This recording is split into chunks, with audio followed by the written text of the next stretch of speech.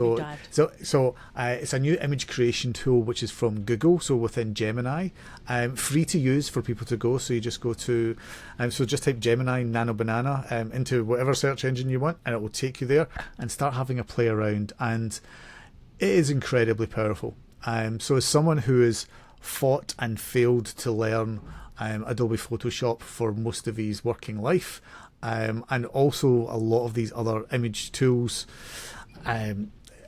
which have always, because it was never my key job, I could never learn enough of it, and I just found it really frustrating. Remove this background, change this color here, all of that. So I'm not using it for massive stuff, but it was enough. Whereas this, and the real thing about NanoBanana is that it will keep the integrity of whatever image that you've uploaded into it. So what I mean by that is, if you upload yourself and you ask yourself to be transported to Mars or on a spaceship or on a submarine, the rest of it, it will keep that consistency of character. So the same face, etc. That consistency will stay. Whereas other AI tools up till now, that's been a little bit ropey. So you really can use this as a kind of Photoshop replacement. If I was Adobe, I don't know what would be going on in the kind of in the development over there just now.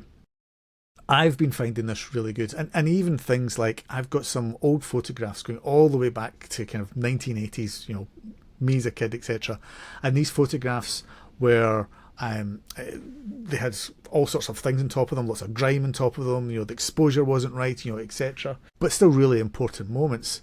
Being able to put them into NanoBanana and then just talk through it, say, hey, can you clean this up? Can you fix the exposure? Can you fix the grain? Can you fix that flash that's over the top of it? Some of the pictures that came back from that were like, wow. It really was. That looks like it was taken yesterday. And again, that would be software or companies that would have to do that, would be either really expensive or take ages in the past. Anyone can do this now. And I found that really quite useful, and some of the photographs that I was doing, and actually it was connected with the book that I was doing with Notebook LM, because I was trying to tidy up some of those old photographs for this person who's not well. It affected me on a deep level as well, because it took me back to those points, because I was in some of those photographs, I remembered it, and it really brought it back. So that was my big positive spin on this one.